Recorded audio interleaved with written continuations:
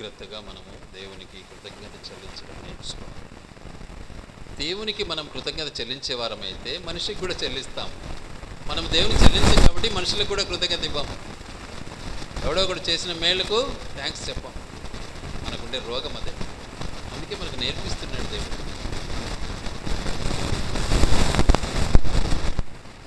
పోయిన సంవత్సరం అంతా, ఈ సంవత్సరం అంతా, గత జనవరి 1వ తేదీ నుంచి డిసెంబర్ 31 వరకు 12 నెలలు 365 దినములు ఎలా దేవుడికి మనల్ని కాపాడాడు మనం జ్ఞాపకం చేసుకోవాలి. మర్చిపోకూడదు. చాలా వరకు మనం మర్చిపోతూ ఉంటాం. మనల్ని కాపాడుతూ ఉన్నాడు, మనకు రక్షణయ్యి ఉన్నాడు. కీర్తనకారుడు ఏమంటాడంటే చూడండి, 27వ కీర్తన 1వ వచనం. 27వ కీర్తన 1వ వచనం.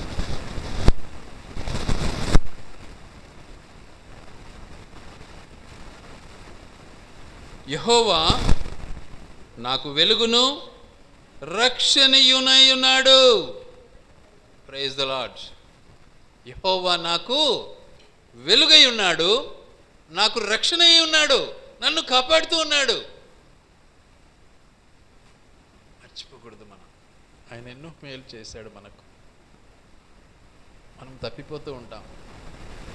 చక్కటి మార్గంలో నడిపిస్తాడు దేవుడు. నన్ను ఎన్నోసార్లు కాపాడాడు. అద్భుతం ఊహించలేదు. గనుక దేవుడు చేసిన మేళ్లను మనము మర్చిపోకూడదు. యెహోవా నా ప్రాణదుర్గము. అది కథ. యెహోవా నా ప్రాణదుర్గము, నా ప్రాణాన్ని కాపాడేవాడవు నీవే. ఇంకెవడు నాకెందుకు? వాళ్ళతో నాకేం పని అసలు? కాబట్టి దేవుడు మనకు చేసే మేళ్లను మనము మర్చిపోకూడదు. ఎల్లప్పుడూ కూడా మనము జ్ఞాపం చేసుకోవాలి. చాలా వరకు నేను అట్లా చేస్తా, నేను ఇట చేస్తా, నా కథ ఇది, నేను అనుకునేది జరుగుతుంది, నా ఆలోచన ఇది అని విరవిగుతారు మానవులు. కాదు. చూడండి వాక్యం ఏమంటుందో చూడండి దయచేసి. సామెతల గ్రంథం 27వ అధ్యాయం. సామెతల గ్రంథం 27వ అధ్యాయం 1వ వచనం. రేపటి దినమును గూర్చి అతిశయపడకుము, ఏ దినమున ఏది సంభవించునో అది నీకు తెలియదు. గర్వం ఎందుకు? ఎందుకు ఊహించుకుంటావు? రేపటి గురించి ఎందుకు ఊహించుకుంటావు నువ్వు? రేపు నీ సొత్తు కాదు, అది ఆయన ఇష్టం. అది నిన్న నీ సొత్తు, నిన్న. కాబట్టి నిన్న గత సంవత్సరము దేవుడు నిన్ను నన్ను కాపాడాడు, అద్భుత రీతిగా కాపాడాడు. లేకపోతే ఎక్కడుందో మనం. కాబట్టి మనం ఏం చేయాలి? వ్యర్థమైనటువంటి వాటికి చోటీకూడదు. చూడండి ఆ మాట ఉందో లేదో. సామెతల గ్రంథం 30వ అధ్యాయం 8-9 వచనాలు జ్ఞాపం చేసుకుందాం.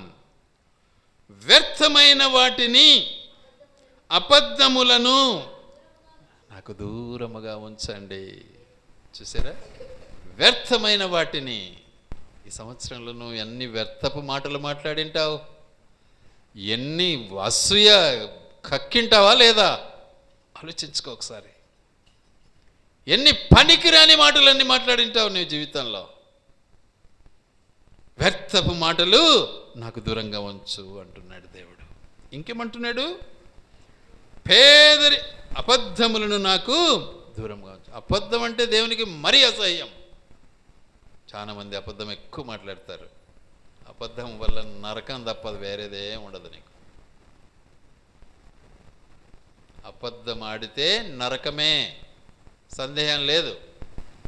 కాబట్టి పేదరికమునైనను ఐశ్వర్యమునైనను నాకు వద్దు, అడక్క తినేవారం వద్దు, మరి గొప్ప ఐశ్వర్యము వద్దు. మిడిల్ క్లాస్ చాలు. షావుకారితనం నిలుక్కుంటాడు వాడు, ఇక వాడు దేవుడే కాబట్టాడు. మరీ పేదరికం అడుక్కుండే వారమైతే దేవుడు నన్ను ఎందుకు చేసినాడే అంటాడు. కాబట్టి మిడిల్ క్లాస్. సో మనం ఇప్పుడు ఉండేది మిడిల్ క్లాసే. దేవుడు అన్ని విధాలు కాపాడుతున్నాడు మనల్ని. అడక్క తిన్నీలే, తర్వాత అధికమై గర్వపడాలి. ఇది దేవుడు మనకిచ్చిన గొప్ప భాగ్యం. దీన్ని మనము జ్ఞాపం చేసుకోవాలి ఎల్లప్పుడూ. ఇంకేమంటున్నాడు అక్కడే, తగినంత ఆహారము నాకు అనుగ్రహింపుము, ఎక్కువైన ఎడల నేను కడుపు నిండిన వాడని నిన్ను విసర్జించి యెహోవా ఎవడని అందునేమో, లేక బీదనై దొంగిలి నా దేవుని నామమును దూషించునేమో. కాబట్టి వీటి నుంచి నన్ను దూరపరచు. అందుకే అపోస్తలుడైన పౌలు అంటాడు, ఒకప్పుడు నేను దూషకుడను. చదివినాం మనం తిమోతి పత్రికలో. ఒకప్పుడు నేను 1:12 అనుకుంటా, ఒకప్పుడు నేను దూషకుడను, హింసకుడను, హానికరుడను. కాబట్టి వీటన్నిటిని బట్టి దేవుడు నన్ను తీర్పులోనికి తెస్తాడు. గనుక నన్ను రక్షించటానికి చేరి వచ్చిన నా దేవుడు, నా ప్రభువు, నా రక్షకుడు నా కొరకు ఏం చేశాడు? ప్రాణం ఇచ్చాడు, నాకు విడుదల ఇచ్చాడు.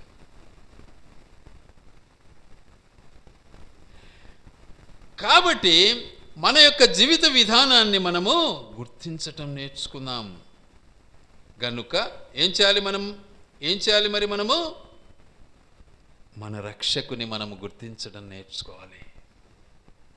మన రక్షకుని ఎప్పుడు గుర్తిస్తామో, నేను నిజంగా తప్పుడోని అని ఎప్పుడైతే నువ్వు తెలుసుకుంటావో అప్పుడు నీ దేవుని గుర్తిస్తావు. నువ్వు నేను చేసేటన్ని కరెక్ట్ అని ఎప్పుడు అనుకుంటావో దేవుణ్ణి కాబట్టాడు. అందుకే వాక్యం ఏమంటుంది అంటే, చూడండి దయచేసి యెషయా గ్రంథం 12వ అధ్యాయం, యెషయా గ్రంథం 12వ అధ్యాయం 2వ వచనం. ఇదిగో నా రక్షణకు కారణభూతుడగు దేవుడు, నేను భయపడక ఆయనను, చూసారా, నా రక్షణకు కారణభూతుడగు దేవుడు, ఆయనను నేను నమ్ముకుంటున్నాను. ఎందుకంటే ఆయన నన్ను రక్షించేవాడు అయి ఉన్నాడు. కాబట్టి నేను ఆయన నమ్ముతున్నాను. ఆయన నన్ను కాపాడుతూ ఉన్నాడు, ప్రజలందరినీ కాపాడుతూ ఉన్నాడు. కాబట్టి ఇంతవరకు కూడా మనల్ని కాపాడాడు. కాపాడిన తన ఉద్దేశం మేరకు ఎంత మాత్రం మనము ఆయనకు కృతజ్ఞులమై ఉన్నాం, లోబడేది నేర్చుకున్నాం. కాబట్టి మనల్ని మనం ఒప్పుకుందాం, కృతజ్ఞత లేనివాడనైతేనే అని తెలుసుకుందాం. దేవుని సన్నిధిలో ఒప్పుకున్నట్లయితే దేవుడు నిన్ను క్షమిస్తాడు. ఇంకేమంటున్నాడు? నేను భయపడక ఆయనను నమ్ముకొనుచున్నాను. యెహోవాయే నాకు బలము, ఆయనే నా కీర్తనకు ఆస్పదము, ఆయన నాకు రక్షణాధారమాయను. ఆయన్ను స్తుతిస్తాను, ఆయన ఆరాధిస్తాను. కారణం ఆయన నన్ను రక్షిస్తూ ఉన్నాడు, నన్ను కాపాడుతున్నాడు. ఆరాధించేది నేర్చుకోవాలి మనం. ఆరాధించలేరు చాలామంది. ఆరాధన దేవునికి అవసరం. దావీదు మహారాజు రోజుకు ఎన్నిసార్లు చేసేవాడు? స్తుతి చెల్లించేవాడు 7 సార్లు. ఎన్నిసార్లు ప్రార్థన చేసేవాడు? 3 సార్లు. స్తుతి చెల్లించటం 7 సార్లు, ప్రార్థించటం 3 సార్లు. దానియేలు రోజుకి ఎన్నిసార్లు చేసేవాడు? 3 సార్లు. కాబట్టి మన జీవిత విధానాన్ని మనము మార్చుకోవాలా. మనం ఏదో తెలుసులే మాకంటే సరిపోదు. గనుక ప్రభువులో మనం కొనసాగు నిమిత్తము దేవుడు మనకిచ్చిన ఆసక్తి ఏంటిది అంటే, యెహోవాయే ఏం చేశాడు? మనకు ఆశ్రయదుర్గమై ఉన్నాడు. ఏం చదివాము ఇప్పుడు మనం? కీర్తనలు 37-39 ఏం చదివాము? యెహోవాయే నీతిమంతులకు రక్షణాధారము, బాధ కలుగునప్పుడు ఆయనే వారికి ఆశ్రయదుర్గము. మన బాధల్లో మనల్ని కాపాడుతున్నాడా లేదా? ఈ సంవత్సరంలో ఎన్ని బాధలు పడి ఉంటారు? మర్చిపోయినారా? అన్నీ మర్చిపోయినారా? చూసుకోండి ఒకసారి. కాపాడా లేదా? కాపాడకపోతే ఈ 31వ తేదీ డిసెంబర్ నెల, ఈ దినము, ఈ రాత్రి ఇంతవరకు బ్రతికి ఉండగలవా? ఆలోచించు. కాబట్టి ఆయనే మనకు రక్షణాధారము, ఆయనే మనకు రక్షణ, ఆయనే మనకు ఆశ్రయ దుర్గము. కనుక ఆయన మనకేమై ఉన్నాడు? సహాయుడై ఉన్నాడు. మనకు సహాయం చేస్తున్నాడు. ఏదో విధంగా మనకు ఏం చేస్తున్నాడు? సహాయం చేస్తున్నాడు. మాటతో, డబ్బుతో, రకరకాలుగా చేసిన సహాయాన్ని ఎలా మర్చిపోతావు నువ్వు? ఈ రోజుల్లో అందరూ మర్చిపోతుంటారు.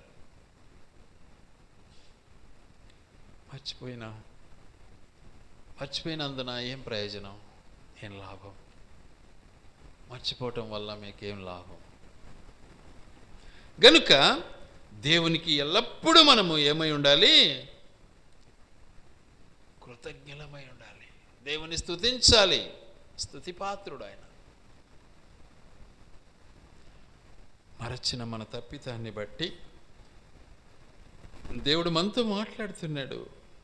అందుకే హెజ్రా ఏమని ప్రార్థన చేశాడు? పాపమును ఒప్పుకొని ఎలా? సాష్టాంగపడుచు పాపమును ఒప్పుకొని ప్రార్థన చేశాడు.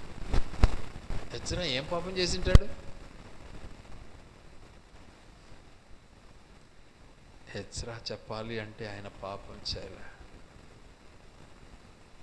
ప్రజలు పాపం చేశారు. అందరి తరపున, ఇజ్రాయేలీల తరపున హెజ్రా ఏడుస్తూ కన్నీటితో ఒప్పుకుంటున్నాడు, అబ్బా నేను పాపము చేసి తిని అని ఒప్పుకుంటున్నాడు. మనం ఒప్పుకుంటామా? మన కిరీటం పడిపోతుంది మనం ఒప్పుకుంటే. తప్పును ఒప్పుకోం, మనము గర్విస్తాం.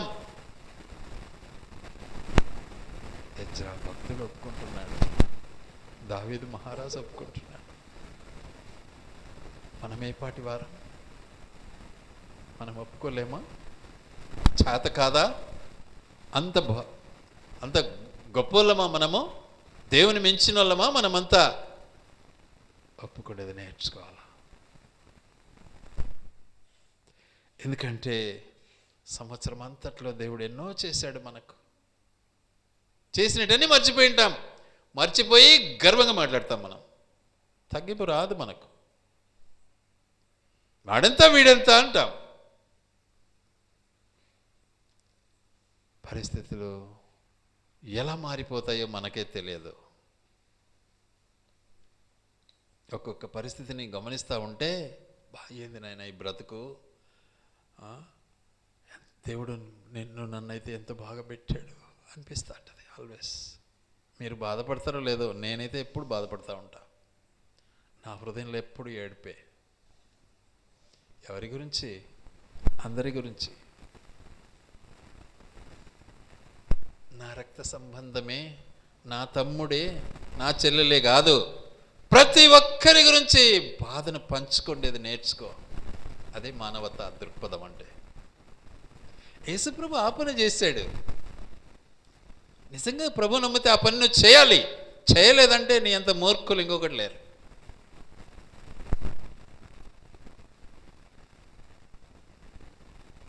గనుక దేవుడు మనతో మాట్లాడుతున్నటువంటి మాట. ఎందుకంటే ఆయన ఎల్లప్పుడూ మనతో ఉంటాడు. తన శక్తిని మనకి ఇవ్వడానికి ఇష్టపడతాడు. తన యొక్క మంచితనాన్ని మనకి ఇవ్వాలని ఇష్టపడతాడు. తను మనల్ని కాపాడాలని ఇష్టపడతాడు. అందుకే ఆయన అన్నాడు కదా, దొంగతనమును నాశనము చేయుటకు వచ్చును, కానీ నేను గొర్రెలకు మంచి కాపరిని. కాపరి తన గొర్రెల కొరకు తన ప్రాణము పెట్టును.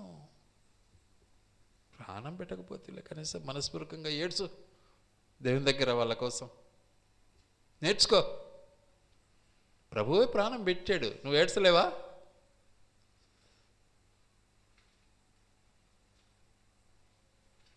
చూడు ఏమంటాడు యాకోబు పత్రిక 5:1. యాకోబు పత్రిక 5:1.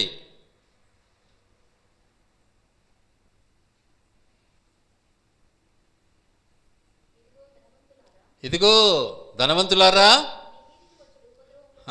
మీ మీదికి వచ్చు ఉపద్రవములను గూర్చి నేర్చుకో. అవతలని తప్పులు పట్టేది కాదు గొప్పతనం, మనకు ఏళ్ళు చూపించేది గొప్పతనము కానే కాదు. మీ మీదకి వచ్చే ఉపద్రవాలు ఎలా ఉంటాయో చూడు, ఒకసారి ఆలోచించుకో. ఏడ్చేది నేర్చుకో.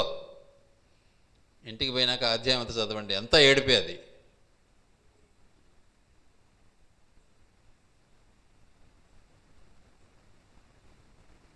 గనుక ఒప్పుకుందాం, మనం ఆయన ఆరాధిస్తాం. క్షమించే దేవుడు మన దేవుడు, రక్షణిచ్చే దేవుడు మన దేవుడు. కాబట్టి మన దేవుడు నిజంగా మన కొరకు ప్రాణం ఇచ్చిన దేవుడు. అట్టి దేవుని మనం ఆరాధించాలి, స్తుతించాలి, ఘనపరచాలి. అందుకే జెఫన్యాలో ఒక మాట అంటాడు, చూడండి దయచేసి. జెఫన్యా 3:17. నీ దేవుడైన యెహోవా నీ మధ్యనున్నాడు, ఆయన శక్తిమంతుడు, ఆయన మిమ్మును రక్షించును, ఆయన బహు ఆనందముతో నీ యందు సంతోషించును, నీ యందు తనకున్న ప్రేమను బట్టి శాంతము వహించి నీ యందలి సంతోషము చేత ఆయన హర్షించును. నువ్వు నిజంగా ఒప్పుకుంటే, నువ్వు నిజంగా ప్రభు దగ్గర ఒప్పుకుంటే ఆయన సంతోషిస్తాడు. నా బిడ్డ వెనుదిరిగి నా దగ్గరికి వచ్చాడు.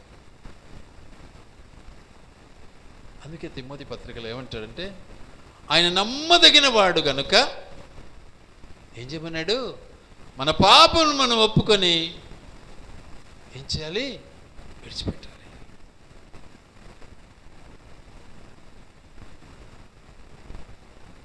దేవునికి నరునికి మధ్యవర్తి ఒకడే, ఆయనే క్రీస్తు యేసును నరుడు.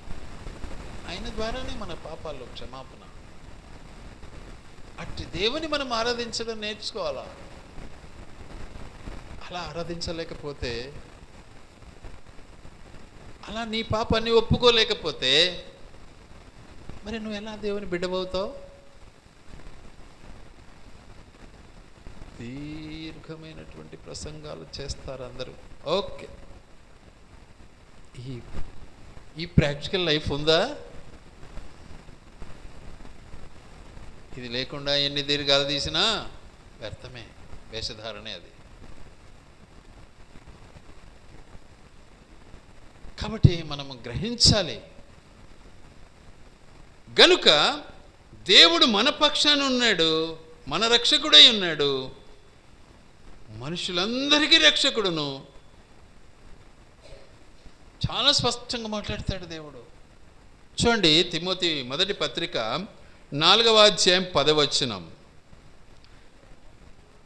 మనుషులందరికీ రక్షకుడును, మరి విశేషముగా విశ్వాసము నుండి విశ్వాసులకు రక్షకుడైన జీవము గల దేవుని యందు మనము నిరీక్షణ ఉంచి ఉన్నాము గనుక ఎందు నిమిత్తము ప్రయాసముతో పాటుపడుచున్నాము. అప్పుడు నువ్వు ప్రయాసపడతావు. ప్రార్థన అంటే చిరాకు, తర్వాత మనము ఎవరితో అయినా పరిచర్యలు కానీ సహవాసం కానీ కలిగి ఉండాలంటే మనకి ఇబ్బంది. ఎట్లా నీ ఆత్మీయ జీవితం ఎదుగుతుంది? ఎలా నువ్వు దేవునికి ఇష్టడవై ఉంటావు? ఎంతకు దేవుని బిడ్డవా లేకపోతే సైతాను బిడ్డవా?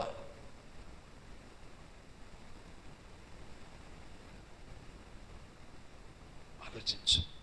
గనుక మన రక్షకుడు సజీవుడు. అందుకే ఆయన అన్నాడు, వ్యర్థమైనటువంటివి కానీ అబద్ధమైనటువంటివి కానీ నా వద్దకు రాకూడదు. ఎలా ఉండాలి నేను? హై లెవెల్ వద్దు, నాకు కింది లెవెల్ వద్దు, మధ్యలో పెట్టినాను అన్నాడు దావీదు మహారాజు అన్నాడు, సొలొమోను మహారాజు అన్నాడు. మరి నేను హైలో ఉందామందామా? ఆలోచించాలి. మన దేవుడు కాపాడేవాడుగా ఉన్నాడు. మన పాపం నిమిత్తమై మన కొరకు ప్రాయశ్చిత్తార్థ బలియాగముగా మన మధ్యకి వచ్చాడు.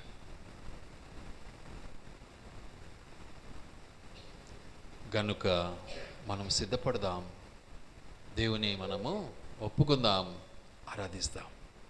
దేవుని మనం ఆరాధించడం నేర్చుకుందాం. వేషధారణ వద్దు మనకు, దేవునికి హృదయాన్ని అర్పించుకుందాం. ఏమంటాడు? ఒక పాట ఉంది కదా, హృదయమర్పించెదమో ప్రభునకు స్తుతి ప్రశంసలతో పరిశుద్ధులము చేరి. కాబట్టి దేవునికి అర్పించుకుందాం. దేవుడి మాటలు ఆయన వెనికిడిలో దీవించి ఆశీర్వదించునుగాక. ఆమేన్.